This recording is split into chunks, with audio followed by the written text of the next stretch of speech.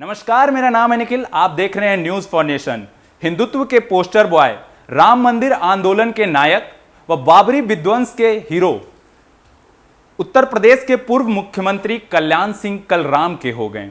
जी हां, कल्याण सिंह ने सारा जीवन राम के प्रति समर्पित कर दिया था। आपको बता दें कि राम मंदिर आंदोलन के जनक, एक तरीके से कहें तो असली नायक माने जाते हैं कल्याण सिंह, जिन्होंने राम के लिए अपनी सरकार को भी दांव पर लगा दी थी। आज हम आपको इस वीडियो के माध्यम से एक ऐसी दास्तान सुनाएंगे जब कल्याण सिंह ने धर्म सत्ता के लिए राज सत्ता को ठुकरा दिया था।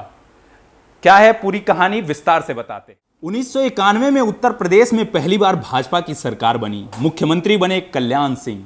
425 में से 221 विधानसभा सीटें लेकर वह सत्ता में आए, लेकिन राम मंदिर के लिए उन्होंने पूर्ण बहुमत की अपनी सरकार को भी कुर्बान कर दी। 6 दिसंबर 1992 का वह दिन जब कार सेवकों ने बाबरी मस्जिद को गिरा दी, पर कल्याण सिंह ने प्रशासन को कोई कार्रवाई नहीं करने दी, जबकि उन्होंने सुप्रीम कोर्ट में यह हलफनामा दिया हुआ था कि वह मस्जिद की रक्षा करेंगे।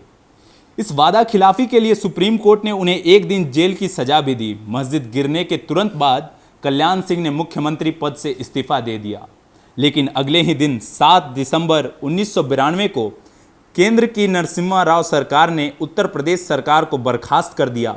कल्याण सिंह ने अपनी सरकार गंवा दी, लेकिन हिंदुत्ववादी खेमे में उन्होंने अपना ऊंचा कद हमेशा हमेशा के लिए बढ़ा लिया। वह अटल आडवाणी के बराबर के नेता में गिने जाने लगे, लेकिन वह जल में रहकर मगर से बैर कर बैठे और अपने सियासी सफर को वक्त से पहले ही खत्म कर दिया। 1993 के विधानसभा चुनाव में भाजपा सरकार बनाने लायक सीटें नहीं ला पाई। 1996 में फिर से चुनाव हुआ। कल्याण सिंह की अगुवाई में भाजपा 173 सीटों के साथ सबसे बड़ी पार्टी बनी, पर सरकार नहीं बना सकी। राष्ट्रपति शासन लगा। इस बीच भाजपा और बसपा की खिचड़ी पकी। भाजपा के समर्थन से मायावती मुख्यमंत्री बन गई।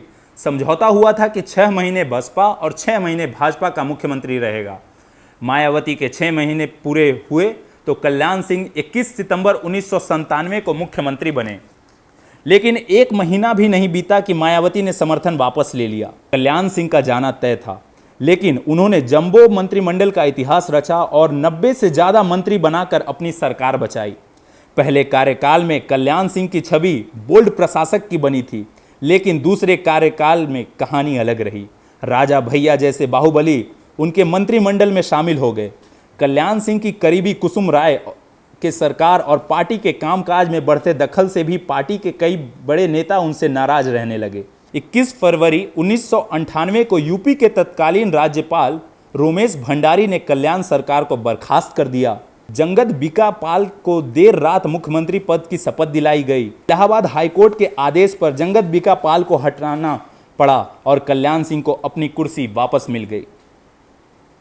आपको बता दें कल्याण सिंह से जुड़ी कुछ महत्वपूर्ण बातें।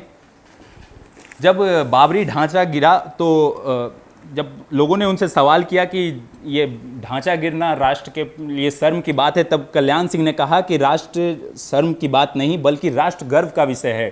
ढांचा गिरना राष्ट्र के गर्व का विषय है।